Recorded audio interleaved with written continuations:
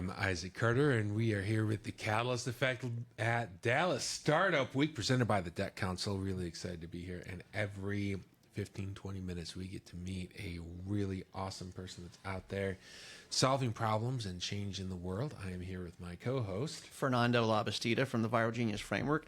And we're here with Angel Mosley with Cybase.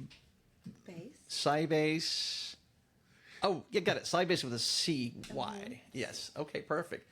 So tell us about yourself. So, Angel, you and I connected immediately when we first met like 5 minutes ago because she is using technology to create opportunities for people. And she has found a problem in the market and the solution that solves access to opportunity and access to talent. And I'm really excited to hear that. Tell us all about you. Thank you. So I'll start with my nonprofit, which I usually don't do, but since we connected, I'll start with my nonprofit. So my nonprofit is called Cybersecurity Game Changers.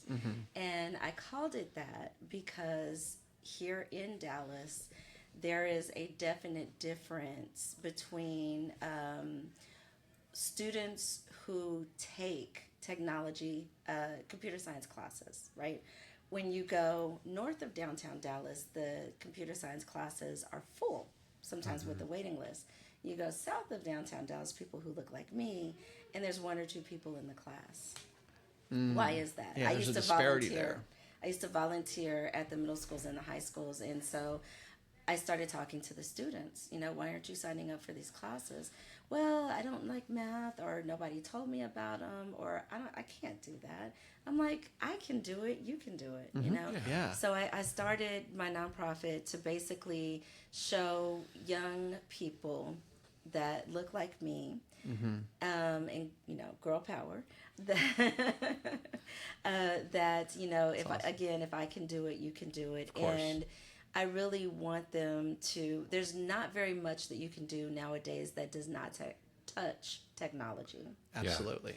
And so if you think about what the future is, if you have a lot of people that are reliant on, I'm going to make it to the NFL, the NBA, I'm going to be the next, great soccer player, which is, sports is real big in Texas, right? Oh, yeah. I give them a dose of reality.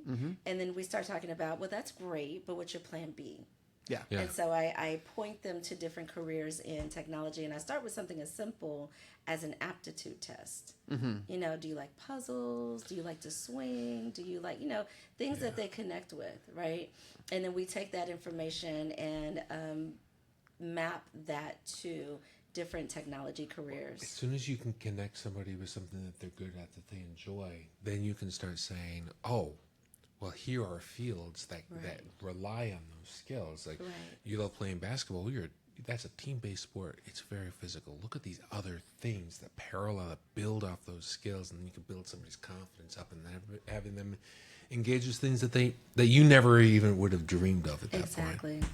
And now that we have now that we have greater access to artificial intelligence, it makes it a little bit easier to build those mappings. And so I've spent some time doing that as well. Well, it's amazing. People come into me and say, hey, I'm in the tech industry. Okay. Every industry is the tech industry now. Exactly. I'm building a tech business. Every business is a tech business. And people come in here. Well, the last person that we talked to, I've got this AI. And then explain to me something that you don't need AI for at all. Talk to them a little bit more afterwards. Why did you put AI in your company? Well, that's what everybody wants. No. Focus on your core. Who are you? Who are you servicing? What is their problem? What's the solution to a problem being experienced by a real person? Absolutely. And how are you solving it in a way that's distinct and unique to you? And what is that emotional component that what is gonna make that person change their life, feel transformed, feel heroic? Absolutely. So now it's time. It's time for you to tell us. You asked both of us for our stories.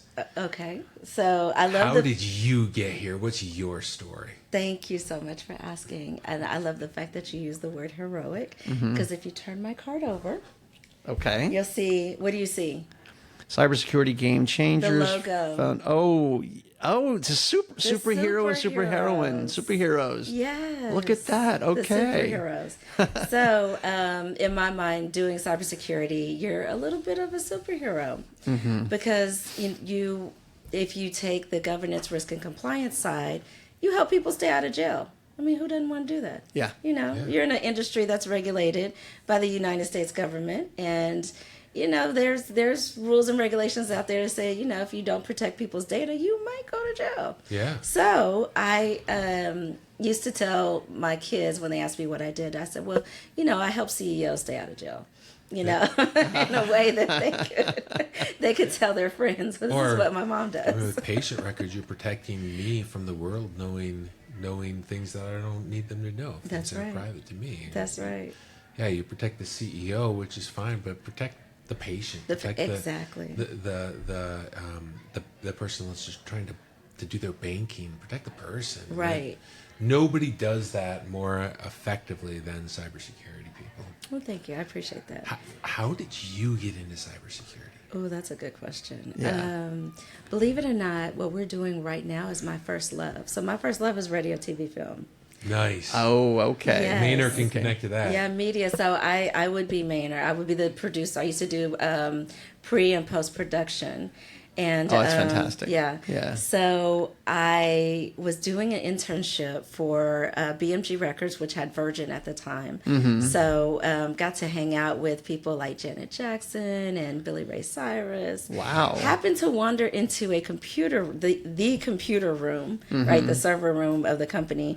And when you're in college, we're on SMU's campus. When you're in college, you think that you can ask anybody anything. Yeah. So I was like, so how much money did you guys make coming out of college? And they were like, oh, we graduated making $60,000 a year, which is still a really good salary today, by the way. Yeah. But again, been in cybersecurity for 20 years, so that'll give you some, Yes. right? Yeah. So I was like, 30,000, 60,000. I've always liked computers. Yeah. So, Teach me more. I want to know everything. Yeah. so I went back, changed my major to computer science, and literally started from the bottom up. Like I was working, one of my first jobs was working at a bank on second shift, right? With this big computer tapes, taking the tapes off and putting them on and threading them and all that fun stuff. And my career evolved. So I got a question about that. Did that not feel intimidating? And if so, like what gave you that kind of gumption or that confidence that I can do this too? I'm a military brat. I don't think anybody ever told her she couldn't do something. My father, who was in the military, retired Army vet, just used to instill in me, you can do anything you put your mind to. And he just really instilled that in me. Yeah. You can do anything you put your mind to. So going back to the nonprofit, when I speak to young people, I tell them the same thing. You can do anything you put your mind to. Here's something I've learned. When I go to Hinatep, Nicaragua, and I walk and I talk to kids and I tell them, you can do anything you put your mind to. They look at me and they say, I'm never going to be like you. I'm never going to be a 2-meter tall white guy from Dallas, Texas. They're never going to get their beard to grow in as thick as I can. Sorry about that, Maynard. It's just never going to happen. So when I find some people from their neighborhood, from their communities, and they are doing the software engineering, they are the lawyers. I bring people from their neighborhood, people from Hinatep and Carazo, and I go there. And for me, I don't go and talk to the kids directly anymore. I run the grill. I make sure the bounce house is there. I'm in the background empowering Maynor and Paul and Nestor, and they're out there and they're telling the kids we do a career scavenger hunt. And the kids go and they talk to people from their community. Yes. And they tell them how they can be that. At that point, they can't say, well, I'll never be like you, because they can be. Maynor grew up at that, and I almost feel like Maynor should come over here and sit in front of the microphone. Yeah. But the orphanage that we go to, Maynor grew up there. And then he went out, and now he's traveling the world. He's a world traveler, and he's doing what he loves doing. Success story. He was actually an anchor on national television in Nicaragua. So how in the world could somebody tell Maynor, I can't do what you did? They can't. So, so for you, when you're going down to South South Dallas, and you're communicating with people from your neighborhood, and you're telling them you can do this. In my experience, that's going to be more powerful than a CEO of a company going down there. Absolutely. Talk to me about how that's received. Well, I am of the and I'm thank you, by the way, that you do that, because I am definitely of the belief that it's hard to be what you cannot see. Yeah. Right. And so when you put people that look similar, because we're all human beings, but we identify, another tall white man with a beard will look at it, that's a handsome gentleman, because we were both tall and we have awesome beards, right? Yeah, well, so you identify. Says, "Hey, I'm from Detroit." Really, you're from Detroit? What part of Detroit? Oh, Macomb Township. I'm from Macomb Township. And there you go. Immediately we have that connection. There It's you not go. just about what I look like. It's about we come from the same community and we have shared experiences. That's right. That's right. So with that, and even so, the south of downtown Dallas, and by the way, Dallas is a melting pot all over. Let's start with that. Yes. And so when you have black and brown kids, I work with other people that I know when I go in their demographics that they're going to want to see somebody that looks like them. So I grab a hand and I say, hey, come talk to this group of young ladies or this group of guys or this group of young people, because I want them to be able to see you. And so that's extremely important for me as I go out with my nonprofit. Yeah, it's, for me, sometimes it's a little hard for me, especially 15 years ago or so, to understand that people have experienced life differently than I have. And so there are people that have a story that I can't directly connect to, and they can't directly connect to me. So finding somebody who has been successful in a field that maybe they never even thought of before. That's right. And going down and say, you can find this success. Is AI killing jobs? I don't know long term what that's going to do. Are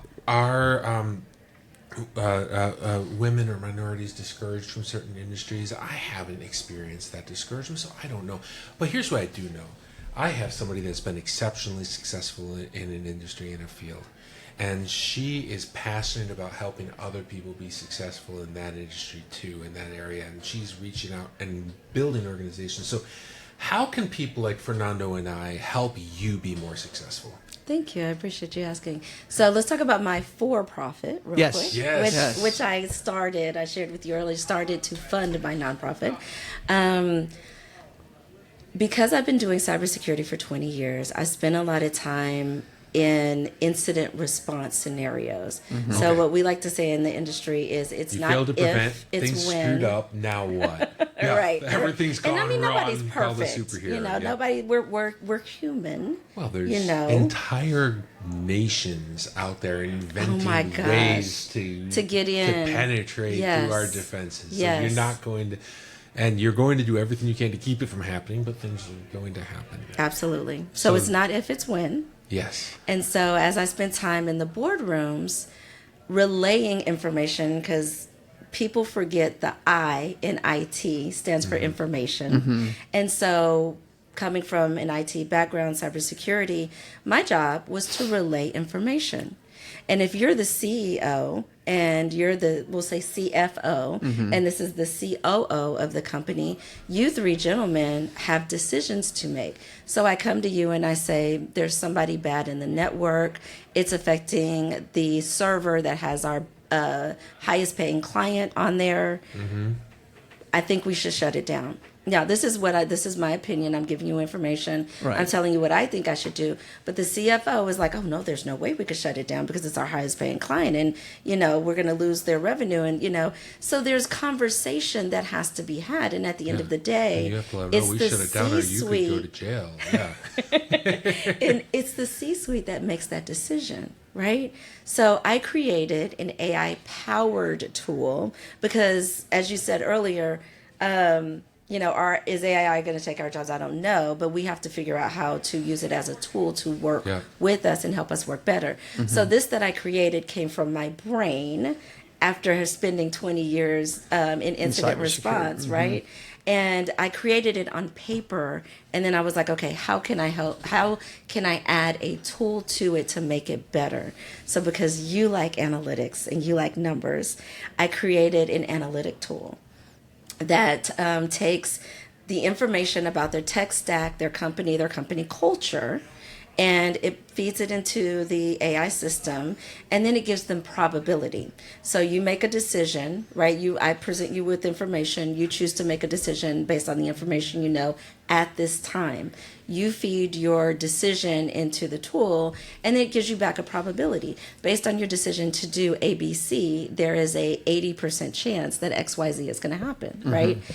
You decide, do I like those chances or do I not? If you decide that you don't, you make a different decision, and it's all practice. I love it. It's a simulator. So there's no need to be scared. It doesn't interact with any of your systems because it starts with a questionnaire. We're just feeding data that you give me, right? So it's not going to, penetrate your systems. It's not, there's no reason to fear, no reason to get started. So I am looking for, how can you help me? I am looking for companies in healthcare, financial services, legal services, state and local government, and logistics in those highly regulated industries to test out my product for free for now. Because, what I was telling somebody outside, when you have a MVP, minimum viable product, right, it's going to be crappish at first. It just is, right? So you got to get companies that test your product to make it better, and that's what I'm looking for. So let's we have a couple of connections that we can help you with that are really well connected there. Great. So let's make sure that we make that connection. Absolutely. One more question. I worked at a very large publicly traded company, and we were going about our day, and everything was fun and nice and just normal day, enjoying the culture, and all of a sudden 7 black SUVs pull up and an army of FBI agents get out, and they come in and they notify us that there's been a breach. And they are there to arrest. Nerve-wracking. They are there to arrest people. Yes. They are not there to say, "Hey, heads up, this happened." They are Right. there to find the responsible party, to shut down the systems and stop the breach because something really bad happened. Credit card numbers were Oh my compromised, goodness. millions of them.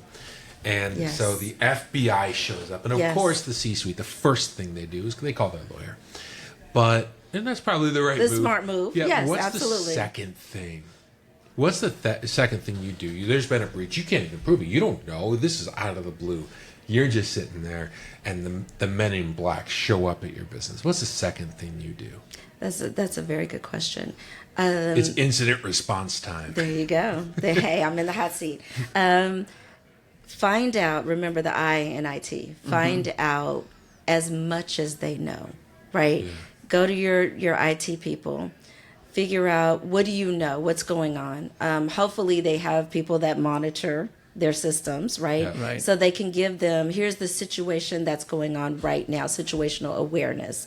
So after you become aware as much as possible, and obviously you have to work with the FBI because they're there. Yeah. Work Right? with means you are incredibly cooperative. You work for them and for the next little bit. Yes. And if the FBI there, it has something to do with the public and safety yes. and all that fun stuff. Yeah. Right. And then hopefully you have a playbook. Okay, so before you get to the incident response time, you need the playbook. You got to have a playbook. And if you don't have a playbook, call you.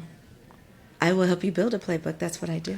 Awesome. Yes. Yes. I think that this could be a much longer and much more detailed and exhilarating. I want to hear some Deeper stories of things that conversation. went wrong, the incidences that were responded to.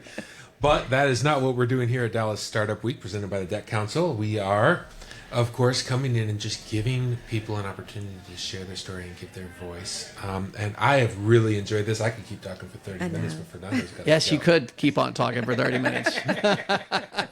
Angel, it was so nice to meet you. Great to meet you. Thanks for sharing your story with us and how we need to be prepared and have a playbook, to deal with any incidents that happen. And Absolutely. I know that you're doing this to do good first. And John Wesley used to say, do all the good you can, to all the ways you can, to all the places you can, all the people you can, as long as ever you can. And I know that that's what you're out there doing. So thank you for the good Thank you're you. putting out And there. by the way, how can people find you?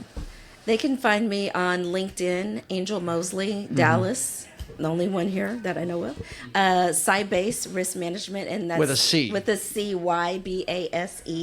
So cybersecurity baseline controls. And I want to say this real quick. One of the hardest things that I do is, because I work with small, medium-sized businesses doing good, is I have to convince them they need me. So I say, awareness. Before the incident happened. Right. Awareness is the best thing. So as we have these types of conversations, just, as you guys know, business owners, hey, do you have somebody that's responsible for your cybersecurity? Small, medium Gotcha. business owners, let me promise you, you do not want to think about security after the men in black are there. Yes. So, awesome. All right, thanks. Thank Angela. you. Thank you. Goodbye. All right. All right, so you're going to go out.